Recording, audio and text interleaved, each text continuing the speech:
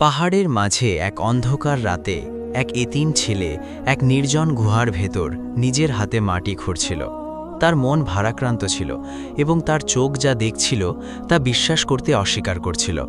একটা পাথর নড়ল আর তারপর হঠাৎ একটা পুরনো কলসি বেরিয়ে এলো। সে আস্তে আস্তে ওটা খুলল আর হঠাৎ তার সামনে কোনো কিছু এমনভাবে জ্বলে উঠল যেন আগুনের শিখা। সে এক কদম পিছিয়ে গেল এবং এদিক ওদিক তাকালো, যেন তার ভয় ছিল যে এটা কোনো স্বপ্ন নয় তো। মাত্র কয়েক ঘন্টা আগেই এই ছেলেটিকে তার বাড়ি থেকে বের করে দেওয়া হয়েছিল, গৃহহীন, অসহায়, নির্মমভাবে। সে কি করে জানত যে এক তৃষ্ণার্ত কুকুরকে যে পানি সে পান করিয়েছিল তা তাকে এমন এক জায়গায় নিয়ে যাবে যা সে কখনো কল্পনাও করেনি? সেই রাতের আগে কামরান ছিল নেহাতি এক সাধারণ 16 বছরের ছেলে, যে এক শান্ত গ্রামে বাস করত। ফজরের সময় উঠত এবং তার বাবার সাথে সেই ছোট ক্ষেতে কাজ করত যা তারা তাদের পূর্বপুরুষদের কাছ থেকে উত্তরাধিকার সূত্রে পেয়েছিল। জীবন সাধারণ ছিল কিন্তু স্থিতিশীল ছিল, যতক্ষণ না পর্যন্ত তার মা মারা যান। সেদিনের পর থেকে সব কিছু বদলে গেল। বাড়ি থেকে উষ্ণতা উধাও হয়ে গেল এবং নীরবতা প্রতিটি কোণায় ছেয়ে গেল। সময় গড়ানোর সাথে বাবা দ্বিতীয় বিবাহের সিদ্ধান্ত নিলেন এবং এক নারী ঘরে প্রবেশ করলেন যার নাম ছিল শাহনাজ। শুরুতে তাকে নরম মেজাজের এবং শান্ত স্বভাবের মনে হতো। কামরানের সাথে হেসে কথা বলতো এবং তাকে নিজের ছেলের মতোই মনে করত। কিন্তু এটা বেশি দিন স্থায়ী হলো না। ধীরে ধীরে সে বদলে গেল।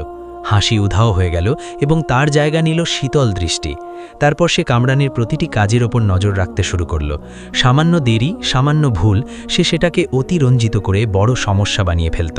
আর বাবার কাছে গিয়ে বলতো যে তোমার ছেলে কোনো কাজের নয়, ওর উপর ভরসা করা যায় না, এবং যদিও এমনই থাকে তবে ক্ষেত ধ্বংস হয়ে যাবে। প্রথমে বাবা বিশ্বাস করেননি, কিন্তু বারবার শোনার কারণে সন্দেহ তৈরি হলো এবং দিনে দিনে সেই সন্দেহ বিশ্বাসে পরিণত হলো। আর বাবা কামরানের সাথে কঠোর আচরণ করতে শুরু করলেন। ছোট ছোট কথায় বকাঝকা করতেন এবং তিরস্কার করতেন। কামরান সম্ভাব্য সব রকম চেষ্টা করত, বেশি কাজ করত, চুপ থাকত এবং সব কিছু সহ্য করত। কিন্তু সে অনুভব করতে লাগলো যে সমস্যা তার কাজে নয়, বরং অন্য কিছুতে, যা সে বদলাতে পারবে না। তারপর সেই দিনটি এলো যা তার জীবনকে পুরোপুরি উল্টে দিল। এক শান্ত রাতে চোর শস্যের গুদামে ঢুকে পড়ল এবং বেশ কয়েক বস্তা শস্য চুরি করে নিয়ে গেল। যখন বাবা জানতে পারলেন তখন তিনি আক্ষেপ করলেন, কিন্তু শান্তভাবে বললেন যে এমনটা তো হতেই থাকে, বিশেষ করে ঘোড়ার সময়। কিন্তু শাহনাজ চুপ থাকল না।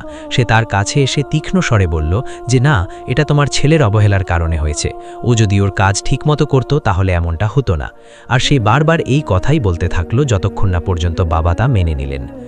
এক ভারী সন্ধ্যায় বাবা কামরানের সামনে দাঁড়ালেন এবং এমন দৃষ্টিতে তার দিকে তাকালেন যা সে আগে কখনো দেখেনি। কঠোর স্বরে বললেন যে আমি ক্লান্ত হয়ে গেছি, তুমি না পারো ঘরের কাজ করতে, না পারো ক্ষেতের কাজ করতে। আর তারপর দরজার দিকে ইশারা করে বললেন, যাও দূরে গিয়ে নিজের জন্য কাজ খোঁজো। সেই মুহূর্তে কামরান জমে গেল। সে বুঝতে পারছিল না যে সে যা শুনছে তা কি সত্যি। কিছু বলতে চাইল, কিন্তু মুখ দিয়ে কোনো কথা বেরোলো না। বাবার চোখের দিকে তাকিয়ে কোনো দয়া দেখতে পেল না, আর শাহনাজের চোখে কঠোরতার চেয়েও ভালো কিছু ছিল, অর্থাৎ সন্তুষ্টি। কামরান গ্রামের রাস্তা দিয়ে হাঁটতে লাগল, কিন্তু সে আর আগের মতো ছিল না। সব কিছু অচেনা লাগছিল, ঘর, রাস্তা, এমনকি বাতাসও। গ্রামের প্রান্তে পৌঁছে সে থামল, ক্ষেতের দিকে তাকালো, সেই জায়গার দিকে যেখানে সে তার পুরো জীবন কাটিয়েছে। তারপর তার সাথে থাকা সামান্য খাবার এবং পানির মশক শক্ত করে বাঁধল এবং মনে মনে বলল যে এখানে আর থাকব না। এবং প্রথম সকালের আলোর সাথেই সে এক দূরের শহরের দিকে যাত্রা শুরু করলো, যেখানে তার পরিচিত কেউ ছিল না, কিন্তু তার বিশ্বাস ছিল যে সেখানে সুযোগ বেশি পাওয়া যাবে। সে ঘন্টার পর ঘন্টা হাঁটতে থাকলো, রোদে, অমসৃণ রাস্তায়, এমনকি ক্লান্তি তার পা ভারী করে দিল। হঠাৎ তার নজর একাকী একটা গাছের নিচে কিছু একটার উপর পড়ল। কাছে গিয়ে দেখল যে একটা কুকুর ছিল যে দুর্বল ও নিস্তেজ হয়ে পড়েছিল এবং তৃষ্ণায় মরার উপক্রম হয়েছিল। কামরান থামল এবং এক মুহূর্তের জন্য তাকে দেখতে থাকলো। তারপর তার মশক বের করলো এবং একটু পানি একটা ছোট পাত্রে ঢেলে তার সামনে রাখলো। কুকুরটা দ্রুত পান করতে শুরু করলো এবং মনে হলো যেন তার ভেতর জীবন ফিরে আসছে। কামরান নীরবে দাঁড়িয়ে তাকে দেখতে থাকলো, আর তার কি জানা ছিল যে এই সাধারণ মুহূর্তটি তার পুরো জীবন বদলে দেবে। পানি পান করার পর কুকুরটা তার মাথা তুলল এবং তাকে এক অদ্ভুত দৃষ্টিতে দেখল। তারপর সে পাত্রটা মুখে নিল, ঘুরল এবং দৌড়ে দূরে চলে গেল। কামরান অবাক হয়ে দাঁড়িয়ে তাকে দেখতে থাকলো। তারপর সে খেয়াল করলো যে ওটা পালাচ্ছে না, বরং মাঝে মাঝে ফিরে তাকে দেখছে, যেন তাকে তার পেছনে ডাকছে।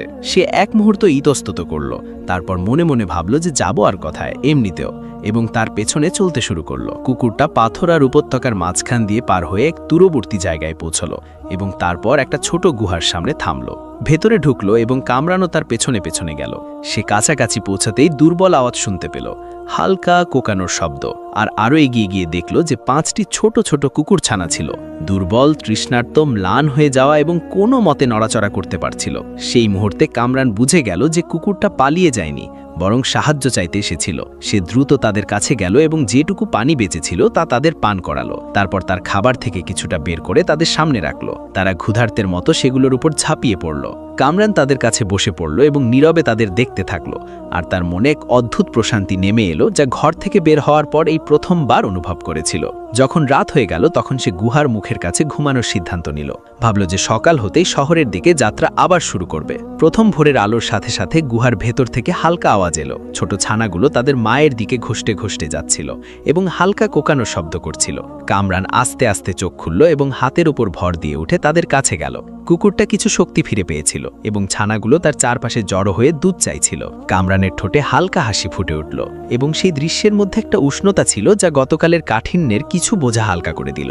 সে গুহার মুখের কাছে বসে পড়ল, কিন্তু এক অদ্ভুত অনুভূতি তার মনোযোগ আকর্ষণ করল। তার হাতের নিচের মাটি ততটা সমতল ছিল না যতটা তার মনে হয়েছিল, বরং পাথরগুলো একটা নির্দিষ্ট নিয়মে সাজানো ছিল, যেন ইচ্ছাকৃতভাবে রাখা হয়েছে। সে হাত বাড়িয়ে একটা ছোট পাথর সরালো এবং ওটা অস্বাভাবিক সহজে সরে গেল। সে এক মুহূর্তের জন্য থামল এবং এক গোপন কৌতূহল তাকে সামনের দিকে ঠেলে দিচ্ছিল। আরেকটা পাথর সরালো, তারপর তৃতীয়টা। এমনকি সামনে একটা গোলাকার ধার বিশিষ্ট কিছু নজরে এলো, যা মাটির স্তর দিয়ে ঢাকা ছিল।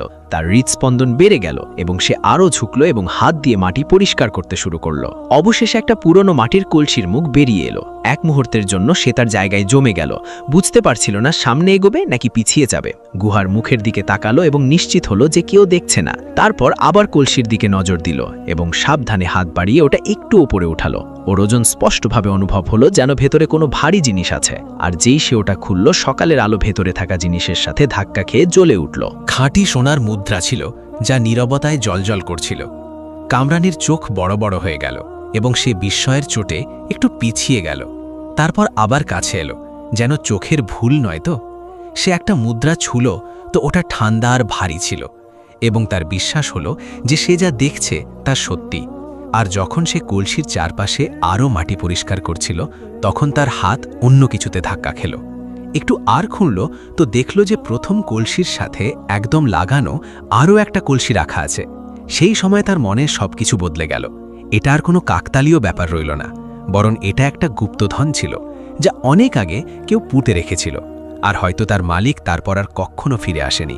সে মাটিতে বসে পড়ল, আর দুটো কলসি তার সামনে ছিল। তার দৃষ্টি সোনা এবং ওই কুকুরটার মধ্যে ঘোরাফেরা করছিল, যে গুহার এক কোণ থেকে নীরবে তাকে দেখছিল। মনে হচ্ছিল যেন ওই তাকে এই জায়গা পর্যন্ত নিয়ে এসেছে। কামরানের মনে গতকালের ছবিগুলো হঠাৎ একের পর এক ভেসে উঠতে লাগল।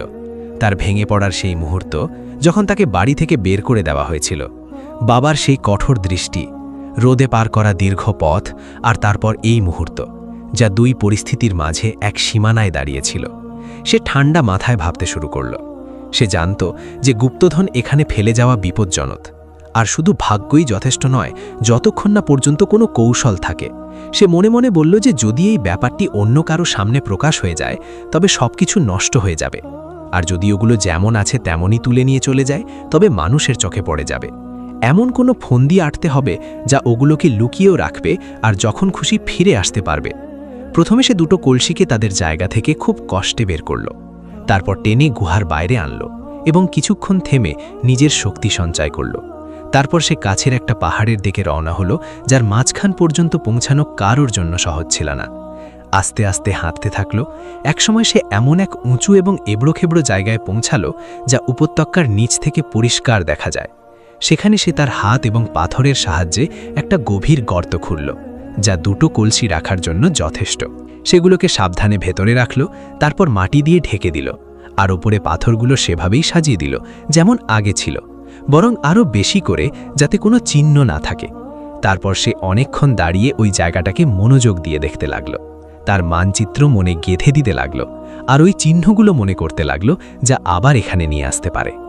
যাওয়ার আগে সে সামান্য কিছু সোনা নিল, যা এক সাধারণ শুরুর জন্য যথেষ্ট হতে পারে। তারপর সাবধানে পাহাড় থেকে নামল এবং আবার গুহায় এলো। কুকুর এবং তার ছানাগুলো ওখানেই ছিল। সে যে খাবার বাঁচিয়ে রেখেছিল তা তাদের সামনে রাখল এবং একটু পানিও ঢেলে দিল। তারপর ধীর গলায় বলল যে তুমি এই মঙ্গলের কারণ হয়েছ এবং আমি এটা কখনো ভুলব না। মনে হলো যেন সে ওই মুহূর্তটাকে বিদায় জানাচ্ছে, যা তার জীবনের গতিপথ বদলে দিয়েছিল। তারপর সে শহরের দিকে তার যাত্রা আবার শুরু করল, কিন্তু এবার তার পা আগের মতো ভারী ছিল না। সে আরও দৃঢ়তার সাথে হাঁটছিল। কয়েকদিন সফরের পর সে একটা বড় শহরে পৌঁছালো, যা কোলাহলে ভরা ছিল। সেখানে তার পরিচিত কেউ ছিল না, আর এটাই তার জন্য একটা সুযোগ ছিল। বিনা কোনো পুরনো প্রশ্নে সে নতুন করে শুরু করতে পারত। সে একটা ছোট ঘর ভাড়া নিল এবং শান্তিতে পরিকল্পনা করতে লাগল। তারপর একটা ছোট দোকান খুলল এবং ভাবল যে এখন রাস্তা খুলে গেছে। কিন্তু সাফল্য সেভাবে আসেনি যেভাবে সে ভেবেছিল। শুরুতে রাস্তা ততটা সহজ ছিল না যতটা তার মনে হয়েছিল। প্রথম বড় ব্যবসাতে সে তার সবকিছু লাগিয়ে প্রচুর পরিমাণে শস্য কিনল। তার বিশ্বাস ছিল যে সে সঠিক সিদ্ধান্ত নিয়েছে, কিন্তু বাজার তাকে ধোঁকা দিল। দাম হঠাৎ পড়ে গেল, আর মাল তার কাছেই পড়ে রইল, আর ক্রেতারা এলো না। সে তার ছোট দোকানে বসে বস্তাগুলোর দিকে তাকিয়ে থাকত, আর মনে হতো যেন ওগুলো তার উপহাস করছে। একদিন গেল, তারপর দ্বিতীয় দিন, আর লোকসান বাড়তে থাকল, আর সেই সাথে অস্থিরতাও। এক ভারী রাতে সে একা বসেছিল। সোনার একটা মুদ্রা হাতে নিল এবং ধীর গলায় বলল যে যা কিছু হয়েছে তা কি শুধুই ভাগ্য ছিল। প্রথমবার তার ভেতর কোনো কিছু টলমল করে উঠল, কিন্তু সে হার মানল না। পরদিন সকালে উঠল এবং তার কাজের ধরন বদলে ফেলল। লোকসানে মাল বিক্রি করল, যাতে কিছু মূলধন নষ্ট হলো, কিন্তু তার চেয়েও দামি কিছু পেল, তা হলো বাজার বোঝার ক্ষমতা। আর সেই মুহূর্তের পর থেকে সে কখনো বিনা চিন্তায় ব্যবসা করেনি, বরং প্রতিটি পদক্ষেপ মাথা খাটিয়ে ফেলেছে। ধীরে ধীরে তার ব্যবসা ছড়াতে লাগলো, এক ব্যবসার পর আরেক ব্যবসা। এমনকি বড় ব্যবসায়ীদের মধ্যে তার নাম নেওয়া হতে লাগলো। 1 বছর কেটে গেল এবং তার অবস্থা পুরোপুরি বদলে গিয়েছিল। বাড়ি থেকে বের করে দেওয়া সেই ছেলেটি এখন এমন এক ব্যবসায়ী হয়ে উঠেছিল যার হিসাব রাখা হতো। কিন্তু তার মনে একটা রহস্য সবসময় উপস্থিত ছিল, অর্থাৎ পাহাড়ে পোতা গুপ্তধন। এক শান্ত দিনে সে সিদ্ধান্ত নিল, নিজের ঘোড়া আর একটা ছোট গাড়ি তৈরি করল এবং আবার সেই উপত্যকার দিকে রওনা হলো। একই রাস্তা ছিল, কিন্তু এবার মন বেশি স্থিতিশীল ছিল। পাহাড়ে উঠল এবং সেই জায়গায় পৌঁছল যা সে ভালোভাবে মনে রেখেছিল। খোঁড়া শুরু করল এবং 2টো কলসি আবার বেরিয়ে এলো। ওগুলোকে অনেকক্ষণ ধরে দেখতে থাকল। তারপর আস্তে করে হাসল এবং বলল যে এখন সময় এসেছে। কামরান ওই 2টো কলসির সামনে কয়েকটা নীরব মুহূর্ত দাঁড়িয়ে রইল, যেন সে অতীতকে ওজন করছে যা তাকে এখানে নিয়ে এসেছে, আর সেই বর্তমানকে যা সে এখন তার সিদ্ধান্তে বদলাতে পারে। বেশি ভাবল না, বরং সোনার একটা অংশ কাছের আরেক জায়গায় আবার পুঁতে দিল, আর যতটা তুলতে পারত তা গাড়িতে রেখে মালের নিচে ভালোভাবে লুকিয়ে রাখল। আর সূর্যাস্তের আগেই শহরে ফিরে এলো এবং নিজের বড় বাড়িতে প্রবেশ করল, কারো নজর নাতে নেই। ওটা কোনো সাধারণ বাড়ি ছিল না, বরং একটা প্রশস্ত হাভেলি ছিল যা সে তার ব্যবসা বাড়ার পর কিনেছিল। ওতে গুদাম ছিল, একটা ভিতরের উঠান ছিল এবং মজবুত দরজা ছিল। সোনা একটা বিশেষ গুদামে এমন জায়গায় পুঁতে রাখল যা কারো কল্পনাতেও আসবে না। তারপর সেটা শক্তভাবে বন্ধ করে দিল, যেন এমন কোনো রহস্য পুঁতে রাখছে যাতে কেউ শরিক না হয়। সেই রাতের পর থেকে কামরানের কাজ করার ধরন বদলে গেল। এখন সে শুধু কেনাবেচাতেই সীমাবদ্ধ রইল না, বরং পরিকল্পনা করত, ছড়াত এবং বিনিয়োগ করত। দূরবর্তী গ্রাম থেকে সস্তা মরশুমে প্রচুর পরিমাণে শস্য কিনত এবং গুদামে রাখত। তারপর চাহিদা বাড়লে বিক্রি করত। বড় ব্যবসায়ীদের সাথে দর কষাকষি করল এবং মালের মতো নতুন রাস্তা খুলল। এমনকি তার নাম গুরুত্বপূর্ণ হয়ে উঠল এবং তার সাফল্যের সাথে সাথে দায়িত্বও বাড়ল। বাড়িতে পাহাড়ে দাঁড়িয়ে রাখল, গুদামগুলোকে সুসংগঠিত করল এবং প্রতিটি কর্মীকে একটি নির্দিষ্ট দায়িত্ব দিল। সে টাকা অযথায় খরচ করত না, বরং প্রতিটি পদক্ষেপের হিসাব কষত। যে অহংকার সে আস্বাদন করেছিল তা এখনও তাকে মনে করিয়ে দিত যে স্থিতিশীলতার ওপর নির্ভর করো না। মাস গড়াল, তারপর বছর, আর কামরান শস্যের বড় ব্যবসায়ীদের মধ্যে বিশিষ্ট হয়ে উঠল। এখন সে শুধু একটা নাম ছিল না, বরং বাজারে একটা রেফারেন্স হয়ে উঠেছিল। বড় বড় ব্যবসায় তার মতামত নেওয়া হতো এবং সংকটের সময় তার কাছে পরামর্শ চাওয়া হতো। কিন্তু এই সব কিছুর পরও তার ভেতরে একটা জিনিস অস্থির থাকত, পুরনো বাড়ির স্মৃতি আর সেই আওয়াজ যা সেদিন দরজা বন্ধ হওয়ার সময় এসেছিল, যখন তাকে বের করে দেওয়া হয়েছিল। আর সেই সাফল্যের মাঝেই জীবন আর একটা দিক দেখালো। এক বড় ব্যবসায়ী তার সামনে একটা প্রস্তাব রাখল, অর্থাৎ তার মেয়ে সাফিয়ার বিয়ের প্রস্তাব। সাফিয়া তার ভালো চরিত্র, বুদ্ধিমত্তা এবং এমন এক বাড়িতে বেড়ে ওঠার জন্য পরিচিত ছিল যে বাড়ি ব্যবসা এবং তার নিয়মকানুন বুঝত।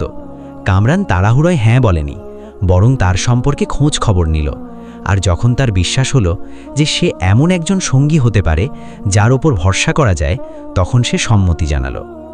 বিয়ে শহরের গণ্যমান্য ব্যক্তিদের উপস্থিতিতে হলো, বাহ্যিকভাবে সাধারণ কিন্তু গভীর অর্থবহ। সাফিয়া যখন কামরানের বাড়িতে এলো, তখন সে সেখানে শৃঙ্খলা এবং শান্তি পেল। আর এমন একজন মানুষকে দেখল যে নিজের সম্পদের উপর অহংকার করে না, বরং নীরবে এবং দৃঢ়তার সাথে কাজ করে। সময়ের সাথে সাথে সে তার সাহায্যকারী হয়ে উঠল। বাড়ির বিষয়গুলো পরিচালনা করত এবং প্রয়োজনে মতামতও দিত। এতে কামরানের জীবনে আরও স্থিতিশীলতা এলো। কিন্তু শান্ত রাতগুলোতে একটা প্রশ্ন সবসময় তার সাথে থাকত, যে অতীতের সেই দরজায় কি সবসময় বন্ধ থাকবে, নাকি কখনো সে ওটা খুলবে। গ্রামে ফিরে যাওয়ার ইচ্ছা শুধু স্মৃতির কারণে ছিল না, বরং তার চেয়েও গভীর কিছু ছিল। একটা চাওয়া ছিল যে যা কিছু হয়েছে তার মুখোমুখি হবে, প্রতিশোধের জন্য নয়, বরং এই জন্য যে তার ভেতরে একটা পাতা এখনো খোলা পড়েছিল, যা বন্ধ করা জরুরি ছিল। এক সন্ধ্যায় সে তার বাড়ির উঠোনে বসে আকাশের দিকে তাকিয়েছিল। তারপর নিচু স্বরে নিজেকে বলল যে এখন সময় এসেছে। সিদ্ধান্ত নিতে বেশি দেরি হলো না, কারণ এই সিদ্ধান্ত তো তার ভেতরে অনেক আগে থেকেই দানা বাঁধছিল। চাকরকে নির্দেশ দিল যে একটা দ্রুতগামী ঘোড়া এবং একটা রাজকীয় গাড়ি তৈরি করা হোক। পরদিন সকালে কামরান তার বাড়ি থেকে সেই মর্যাদার সাথে বেরোল যা সে আগে কখনো পায়নি। সে ওই একই ছেলে ছিল না যে কখনো মাথা নিচু করে বাড়ি থেকে বেরিয়েছিল। এখন সে এমন একজন পুরুষ ছিল যে নিজের মূল্য জানত এবং জানত যে সে কি চায়। সে তার পুরনো গ্রামের পথ ধরল, সেই একই রাস্তা যেটায় সে কখনো কিছুই না নিয়ে হেঁটেছিল। কিন্তু এবার সে সব কিছু নিয়ে যাচ্ছিল, শুধু ভুলে যাওয়া ছাড়া। সফর দীর্ঘ ছিল, কিন্তু তার কাছে ভারী মনে হয়নি।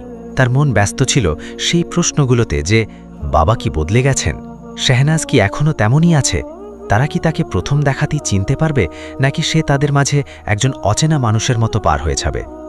যখন গ্রামের প্রান্তে পৌঁছালো, তখন তার পা একটু ধীর হয়ে গেল। ঘরগুলো তেমনই ছিল, ক্ষেতগুলো তেমনই ছিল যেমন সে ছেড়ে গিয়েছিল, কিন্তু তার অনুভূতি একেবারে ভিন্ন ছিল। গ্রামে প্রবেশ করতেই মানুষ তার দিকে আকৃষ্ট হলো এবং সেই লোকটিকে দেখতে লাগল যে সুন্দর পোশাক এবং বিশিষ্ট মর্যাদার সাথে এসেছিল। কেউ তাকে চিনতে পারল না, কিন্তু সবাই অনুভব করল যে এ কোনো সাধারণ পথিক নয়। গ্রামের মাঝখানে সে এক মুহূর্তের জন্য থামল এবং এদিক ওদিক চোখ বোলালো। তারপর দৃঢ় পদক্ষেপে সেই বাড়ির দিকে চলতে শুরু করল যেখান থেকে তার গল্প শুরু হয়েছিল। বাড়ির দরজার সামনে থামল, হাত তুলল এবং কড়া নাড়ল। কড়া নাড়ার শব্দ বাড়ির নীরবতায় এমনভাবে প্রতিধ্বনিত হল যেন তা বছরের পর বছর ধরে থেমে থাকা কোনো মুহূর্তকে আবার জীবন্ত করে তুলছে। কামরান একটু অপেক্ষা করল, আর তার মন প্রত্যাশার বিপরীতে শান্ত ছিল। না রাগ, না অস্থিরতা, ব্যাস একটা স্থির অনুভূতি যে সে কোনো পুরনো ঝগড়া শুরু করতে নয়, বরং কোনো পুরনো দরজা বন্ধ করতে এসেছে। দরজা আস্তে করে খুলল, আর বাবা সামনে দাঁড়ানো। তার চেহারায় সময় নিজের ছাপ রেখে গেছে, চুল সাদা হয়ে গেছে, আর ক্লান্তি চেহারাকে ভারী করে দিয়েছে। তিনি সামনে দাঁড়ানো লোকটিকে দেখলেন এবং প্রথম দেখায় চিনতে পারলেন না। তারপর মনোযোগ দিয়ে দেখলেন এবং হঠাৎ তার চোখ বড় বড় হয়ে গেল, যেন এক মুহূর্তেই বছরগুলো পেছনে চলে গেছে। কাঁপা কাঁপা গলায় বললেন যে কামরান। কামরান আস্তে করে হাসল এবং বলল যে হ্যাঁ আব্বা, আমি। দুজনের মাঝে একটা ভারী নীরবতা ছেয়ে নেল, যার মধ্যে ছিল বছরের দূরত্ব, অসংখ্য প্রশ্ন, আর সেই কথাগুলো যা কখনো জিজ্ঞেস করা হয়নি। বাবা বেশি অপেক্ষা করলেন না, বরং এগিয়ে এসে কাছে আসলেন এবং তার বিশ্বাস হচ্ছিল না যে ছেলেকে তিনি একদিন বের করে দিয়েছিলেন সে আজ এই চেহারায় সামনে দাঁড়িয়ে আছে। ভেতর থেকে কথার আওয়াজ শুনে শেহনাজও বেরিয়ে এলো, আর যখন তার নজর কামরানের ওপর পড়ল তখন সে নিজের জায়গায় থেমে গেল এবং তার গায়ের রং বদলে গেল। তার এই ফিরে আসার কোনো প্রত্যাশাই তার ছিল না। আর এই অবস্থায় তো একদমই নয়। সে তার পোশাক দেখল, তার দাঁড়ানোর ভঙ্গি দেখল, তার মর্যাদা দেখল, আর তারপর চোখ নামিয়ে নিল। যেন এক মুহূর্তেই সে বুঝতে পারল যে সে কি করেছিল। কামরান নীরবে বাড়ির ভেতরে ঢুকল, ওই একই বাড়ি যেখান থেকে সে একদিন হৃদয় ভাঙা অবস্থায় বেরিয়ে গিয়েছিল। কিন্তু এবার সে দৃঢ় পদক্ষেপে ঢুকল এবং তার মনে না ছিল দুর্বলতা, না প্রতিশোধের আগুন। সে চারপাশে তাকালো, সবকিছু তেমনই ছিল, কিন্তু তার অনুভূতি পুরোপুরি বদলে গিয়েছিল।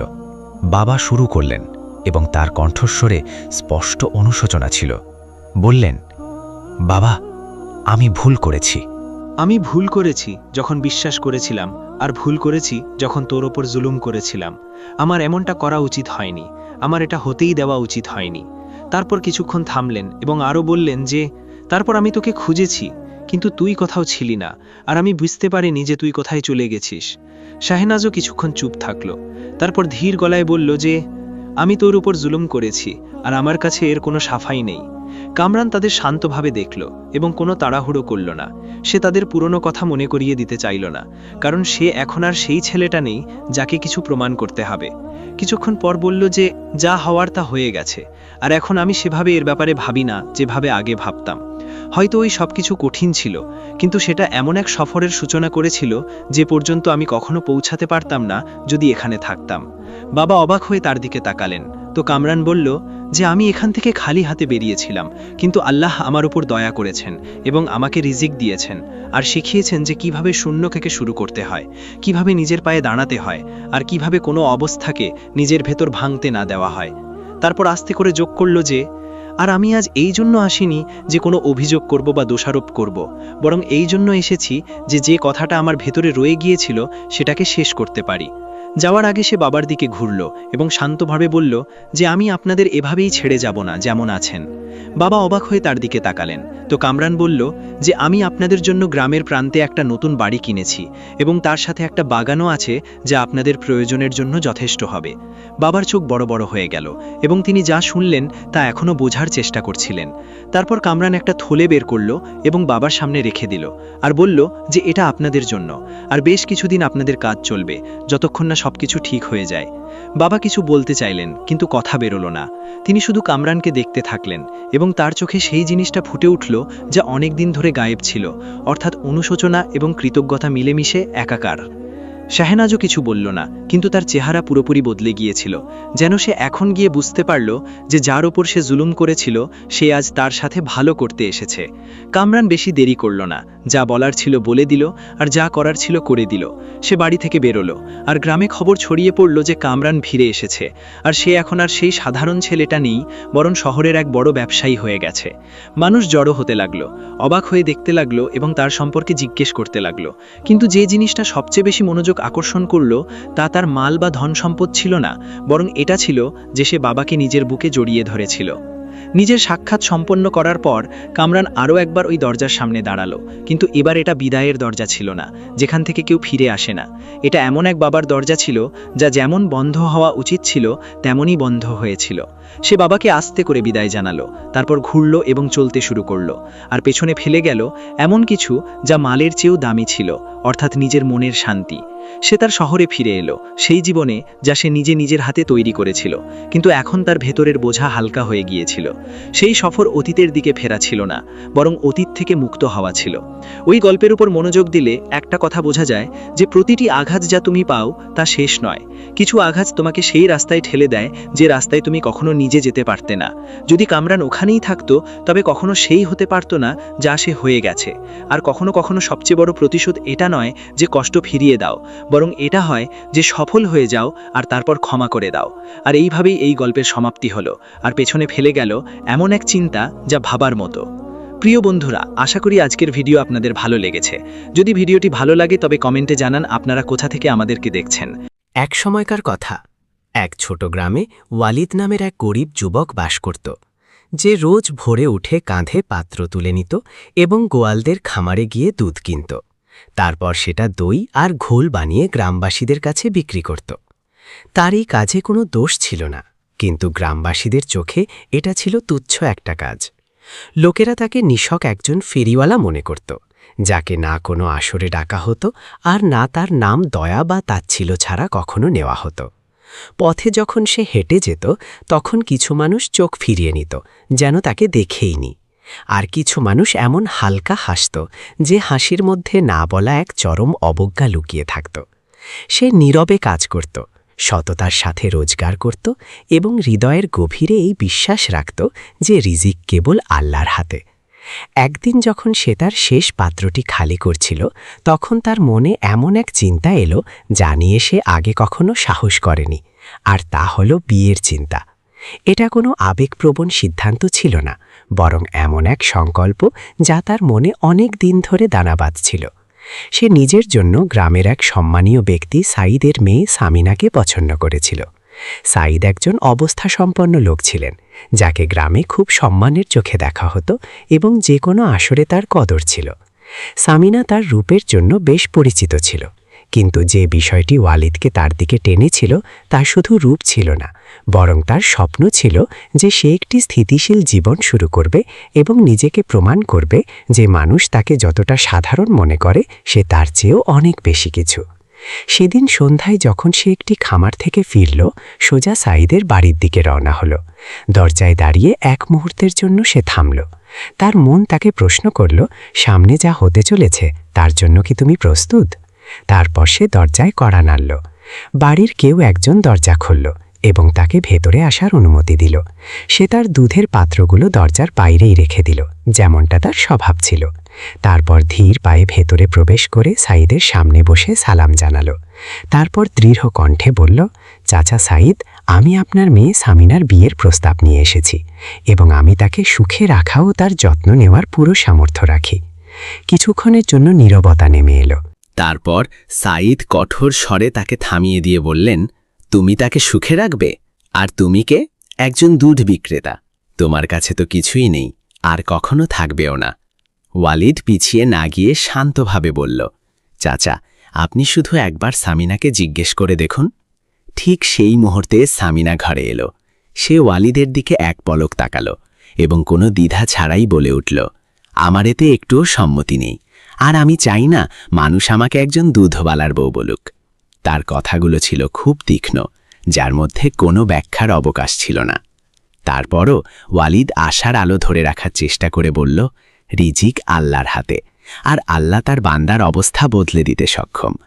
কিন্তু এবার তার এই কথাগুলো কারো কানেই পৌঁছালো না। সাঈদ রাগে উঠে দাঁড়ালেন এবং দরজার দিকে ইশারা করে বললেন, বেরিয়ে যাও এখান থেকে। ওয়ালিদ নীরবে বাইরে বেরিয়ে এলো, কিন্তু ব্যাপারটা এখানেই শেষ হলো না। সাঈদ তার পিছু পিছু ঘর থেকে বেরিয়ে এলেন এবং দরজার কাছে রাখা দুধের পাত্রগুলো ধরে মাটিতে আছড়ে ফেলে দিলেন। দুধ মাটিতে গড়িয়ে পড়ল এবং ধুলোর সাথে মিশে গেল। ওয়ালিদ শুধু দাঁড়িয়ে দেখতে লাগল, এক চুলও নড়তে পারল না। এই দৃশ্য তার বিশ্বাসের চেয়েও ভারী ছিল। তখনই সামিনাও দরজায় এসে দাঁড়ালো এবং জোরে জোরে হাসতে লাগল। সে দুলতে দুলতে হাসতে থাকল, আর তার সেই হাসি ছিল যে কোনো কথার চেয়েও বেশি দিত। ওয়ালিদ আস্তে আস্তে নিচু হল এবং তার খালি পাত্রগুলো তুলে নিল। না কিছু বলল, না পেছনে ফিরে তাকালো, আর সেখান থেকে চলে গেল। সেই মুহূর্তে শুধু দুধই গড়িয়ে পড়েনি, বরং তাদের চোখের সামনে তার সম্মানও মাটিতে মিশে গিয়েছিল। ফেরার পথে সন্ধ্যার অন্ধকার দিনের আলোতে গিলতে শুরু করেছিল। তার পা ধীর ছিল, কিন্তু সংকল্প ছিল দৃঢ়। সে প্রতিশোধের কথা ভাবছিল না, শুধু একটা কথাই ভাবছিল যে আজ যা বলা হয়েছে সেটাই শেষ নয়। সেই রাতে সে নিজের ঘরে একা বসে তার খালি পাত্রগুলোর দিকে তাকিয়ে রইল। তারপর নিচু স্বরে বলল, একদিন আসবে যখন এই মানুষগুলো জানবে আমি কে। আর সে নিজেও জানত না যে সেই দিনটা ততটাই কাছে যতটা সে কল্পনাও করতে পারে না। পরদিন সকালে অন্যান্য সব সকালের মতোই ওয়ালিদ তার খালি পাত্রগুলো তুলে নিল এবং গোয়ালদের খামারের দিকে রওনা হলো। সেই একই রাস্তা যা সে বছরের পর বছর ধরে পার হয়ে আসছিল, কিন্তু তার ভেতরে কিছু একটা বদলে গিয়েছিল। এখন আর সে মানুষের দৃষ্টিভঙ্গির পরোয়া করত না, না তাদের কথার। তার সাথে যা কিছু ঘটেছিল তা তার ভেতরে এমন কিছু একটা জাগিয়ে তুলেছিল যা আগে কখনো প্রকাশ পায়নি। সে আগের চেয়ে অনেক বেশি নীরব হয়ে গিয়েছিল এবং আরও বেশি মজুব নিয়ে ফাঁচ করতে শুরু করেছিল। প্রথম খামার থেকে সে কিছুটা দুধ কিনল, তারপর এগোতে থাকল। এক সময় সে গ্রামের প্রান্তে এমন একটা খামারে পৌঁছালো যেখানে সে খুব কমই আসত। সেখানে একটা জিনিসের ওপর তার নজর পড়ল, একটি দুর্বল এবং রুগ্ন গরু, যা খামারের বাইরে বাকি পাল থেকে আলাদা করে বাঁধা ছিল। তার অবস্থা বেঁচে থাকার চেয়ে মৃত্যুর কাছাকাছি ছিল বেশি। ওয়ালিদ থামল এবং অনেকক্ষণ ধরে ওটার দিকে তাকিয়ে রইল। গরুটার চোখ দুটো স্থির ছিল, যেন কোনো এক দীর্ঘ ক্লার্কদা চা খেয়া ধরেছে, আর তার শরীর কোনো মতে দাঁড়িয়েছিল। ওয়ালিদ আস্তে আস্তে তার কাছে গেল এবং তার মাথায় হাত বোলালো। ওটা একটুও নড়ল না, যেন নিজের ভাগ্যের কাছে হার মেনে নিয়েছে। সেই মুহূর্তে ওয়ালিদ এক অদ্ভুত অনুভূতি পেল। এই গরুটা তারই মতো আঁকা ছিল, যাকে কেউ চায় না এবং যার মধ্যে কেউ কোনো লাভ দেখে না। খামারের মালিক বেরিয়ে এলো এবং তাকে ওখানে দাঁড়িয়ে থাকতে দেখে বিরক্ত স্বরে বলল, ওটাকে ছেড়ে দাও, ওর মধ্যে কোনো ভাল কিছু নেই, ও অসুস্থ, আর আমি ওর চিকিৎসা করাতে করাতে ক্লান্ত হয়ে গেছি। আমার ভয় হচ্ছে যে ও হয়তো বাকি পালকেও অসুস্থ করে দেবে। ওয়ালিদ চোখ তুলে তার দিকে তাকালো এবং শান্তভাবে জিজ্ঞেস করল, এটা কত দামে বিক্রি করবে? মালিক অবাক হয়ে তার দিকে তাকালো। তুমি কি সত্যি বলছো? ওয়ালিদ স্থিরভাবে বলল। মালিক এক মুহূর্ত ভাবল, তারপর হালকা তাচ্ছিল্যের সাথে বলল, যা পারো দিয়ে দাও, শুধু আমাকে ওর বোঝা থেকে মুক্তি দাও। ওয়ালিদ তার কাছে থাকা সব টাকা দিয়ে দিল এবং দড়ি হরে ওটাকে নিজের সাথে নিয়ে চলল। দৃশ্যটা বেশ পথখুঁত ছিল। একজন রোগাপাতলা যুবক একটি দুর্বল গরুকে নিয়ে যাচ্ছে, যে গরুটা কোনো রকমে হাঁটতে পারছিল। রাস্তায় লোকজনের নজর তার দিকে পড়তে লাগলো।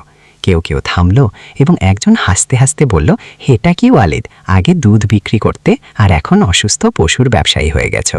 কিছু মানুষ হাসতে লাগলো এবং বলল, মনে হয় ওর সাথে যা হয়েছে তাতে ওর মাথা খারাপ হয়ে গেছে। কিন্তু ওয়ালিদ কোনো জবাব দিল না, না পেছনে ফিরে তাকালো। সে শুধু হাঁটতেই থাকল। এবার তার নীরবতা ভিন্ন ছিল। এটা দুর্বলতার নীরবতা ছিল না, বরং এমন এক ব্যক্তির নীরবতা ছিল যে জানে সে এমন এক পথে হাঁটছে যা অন্যরা বুঝতে পারবে না। সে গ্রামের প্রান্তে তার ছোট ঘরে পৌঁছাল, যে ঘরটি মানুষের কাছে খুব একটা গুরুত্ব রাখত না। সে গরুটিকে ঘরের সাথে বাঁধল, তারপর কাজে লেগে পড়ল। কিছু কাঠ জোগাড় করল এবং তার জন্য একটা ছোট চারঢার তৈরি করল, যা কোনো রকমে তাকে রোদ থেকে বাঁচাতে পারত। তারপর তার সামনে কিছু পুরনো সবজি আর একটু পানি রাখল। গরুটা বসে পড়ল, যেন তার কারো কাছে কোনো প্রত্যাশাই নেই। আর ওয়ালিদ গভীর চিন্তায় ডুবে তাকে দেখতে লাগল। সে যা করেছিল তা কোনো ভাবনা চিন্তা ছাড়া করা কাজ ছিল না, বরং এটি ছিল একটি সিদ্ধান্ত। পরদিন সে খুব ভোরে উঠল, আগুন জ্বালালো এবং তাতে একটা লোহার টুকরো গরম করল, যতক্ষণ না সেটা লাল হয়ে গেল। তারপর আস্তে করে গরুটার কাছে গেল। গরুটা শান্ত দৃষ্টিতে তার দিকে তাকিয়ে রইল। সে লোহাটা ওর পেটের একটা নির্দিষ্ট জায়গায় ঠেকাল। গরুটার শরীর ব্যথায় কেঁপে উঠল, কিন্তু সে কোনো বাধা দিল না। সে ধৈর্য ধরল, যেন বুঝতে পারছিল যে এই লোকটা তার কোনো ক্ষতি করতে চায় না। কাজটি শেষ হওয়ার পর ওয়ালিদ বসে বসে তাকে দেখতে লাগল। তার জানা ছিল না এরপর কি হবে, কিন্তু সে চেষ্টা চালিয়ে যাওয়ার দৃঢ় সংকল্প করেছিল। সেদিনই সে গ্রামে গেল এবং একটু ভিনেগার আর রসুন কিনল। ফিরে এসে সেগুলো পানিতে মিশিয়ে গরুটার সামনে রাখল। প্রথমে সে খেল না, তারপর কিছুক্ষণ পর আস্তে আস্তে চুমুক দিতে লাগল। প্রথম দিন গেল, তারপর দ্বিতীয়, তারপর তৃতীয়, আর ওয়ালিদ রোজ তাকে মনোযোগ দিয়ে দেখতে লাগল। প্রতিদিন ছোট ছোট কিছু পরিবর্তন নজরে আসত, যা হয়তো অন্য কারো চোখে পড়ত না, কিন্তু তার চোখ তা ঠিকই দেখতে পেত। প্রথমে সে আরও শক্তভাবে দাঁড়াতে শুরু করল, তারপর খেতে শুরু করল। এরপর তার ক্ষুধা বাড়তে লাগল এবং দিন যাওয়ার সাথে সাথে তার শরীর ভরতে শুরু করল। 1 সপ্তাহ পর সে আর আগের মতো ছিল না। 2 সপ্তাহ পর সে পুরোপুরি বদলে গিয়েছিল। আর 1 মাস পর কেউ বিশ্বাসই করতে পারত না যে এই সেই গরু যা মৃত্যুর কাছাকাছি ছিল। সে এখন শক্তিশালী এবং হৃষ্টপুষ্ট হয়েছিল, আর তার চোখে যেন জীবন ফিরে এসেছিল। একদিন সকালে ওয়ালিদ তার কাছে গেলে দেখল সে দুধ দিচ্ছে। সে এক মুহূর্তের জন্য থমকে দাঁড়ালো। এটা শুধু একটা ফলাফল ছিল না, এটা ছিল একটা নতুন শুরু, নতুন কিছুর সূচনা। সে বহুদিন পর প্রথমবার হাসল। আর তার কি বা জানা ছিল যে এই গরু শুধু তার অবস্থাই বদলাবে না, বরং মানুষের মাঝে তার অবস্থানও বদলে দেবে। গরুটা দুধ দেওয়া শুরু করার পর থেকেই ওয়ালিদ খুব জলদি বুঝতে পারল যে তার কাছে যা আছে তা কোনো সাধারণ বিষয় নয়। এটা শুধু ভাগ্য ছিল না, বরং এটা ছিল একটা শুরু। দুধের পরিমাণ দিন দিন বাড়তে লাগল। এতটাই যে আগে সে পুরো গ্রামের খামারগুলো থেকে যতটা দুধ সংগ্রহ করত তার চেয়েও বেশি হতে লাগল। আর মনে হচ্ছিল যেন এই গরু তাকে শুধু দুধই দেয়নি, বরং তার জন্য এক নতুন দরজাও খুলে দিয়েছে। একদিন সকালে সে তার পাত্রগুলো ভরল এবং বাজারের দিকে রওনা হলো।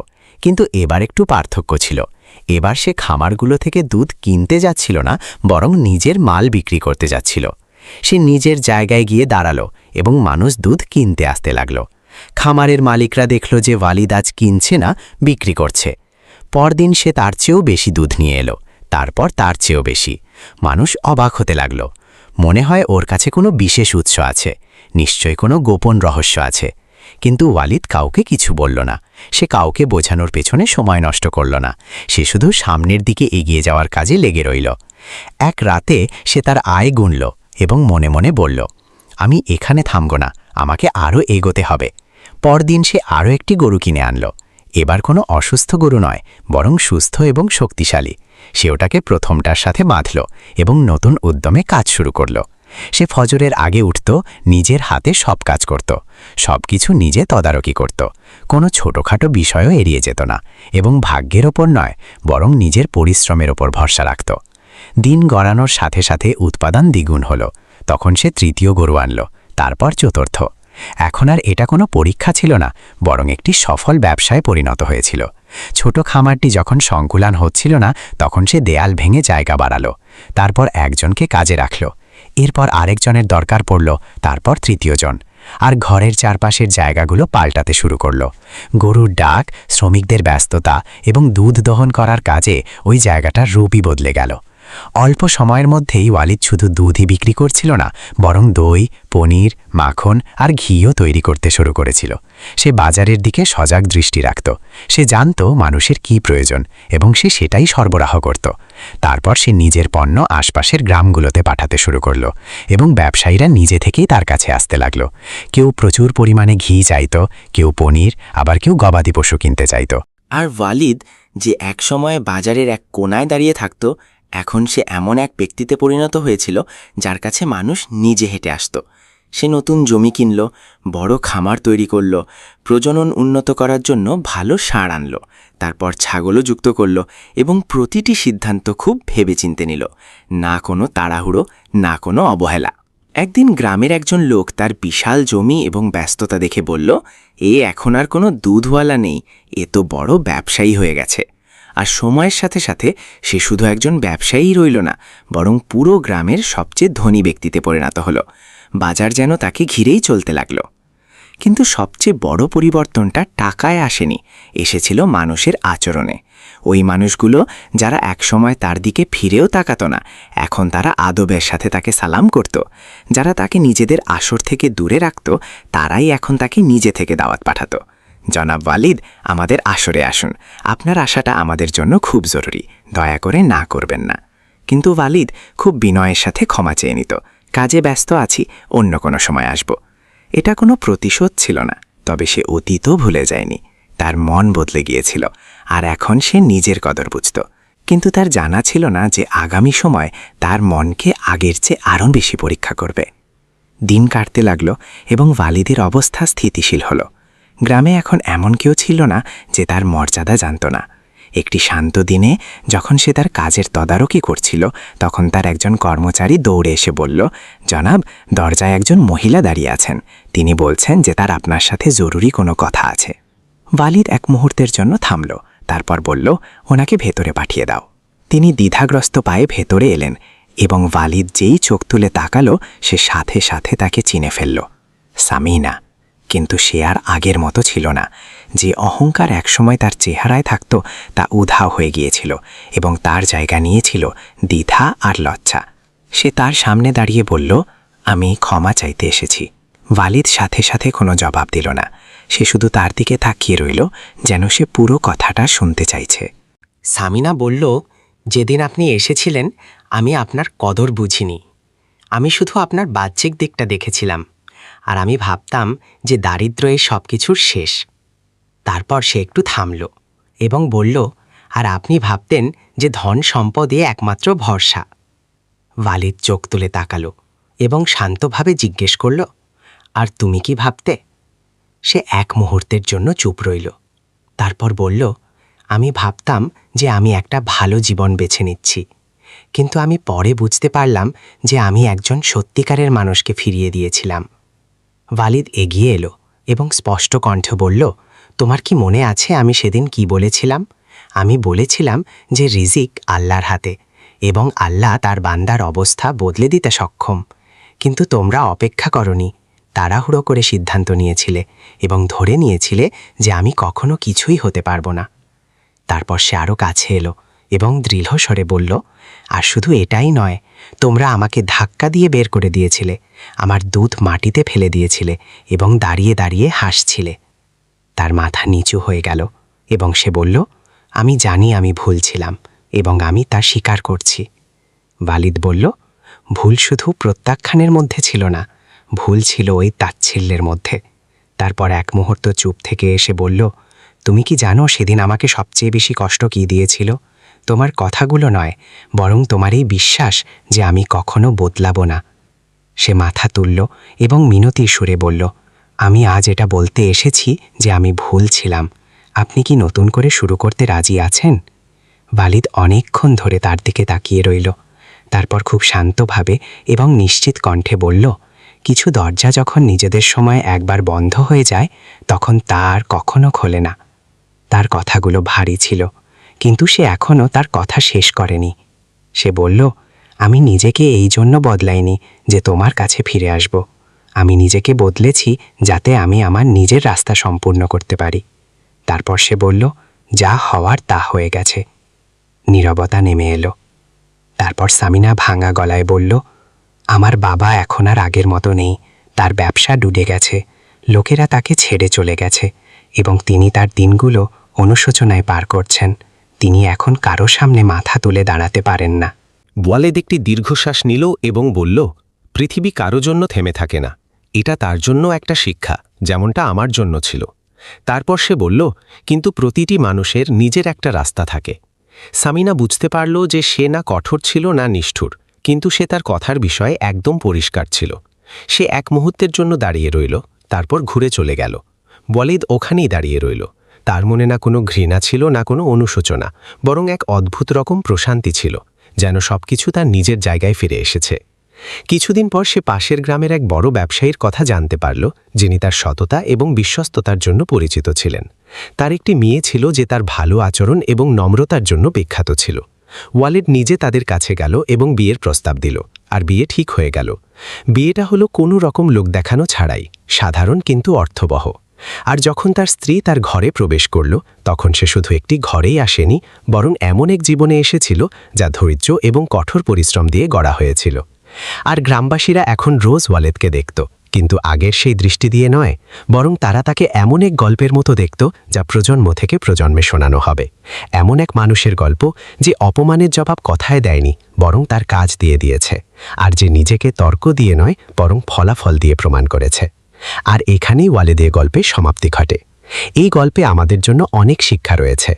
অনেক মানুষ প্রথম সাক্ষাতেই কারো শ্রেণী ও মর্যাদা দেখে ঠিক করে নেয় যে তার সাথে কেমন আচরণ করতে হবে।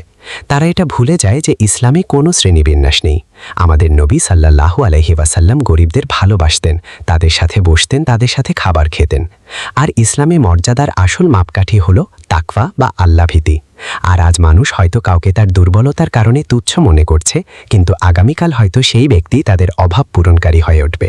আর আল্লাহর মহিমা দেখুন যে তিনি কিভাবে মানুষের অবস্থা বদলে দেন।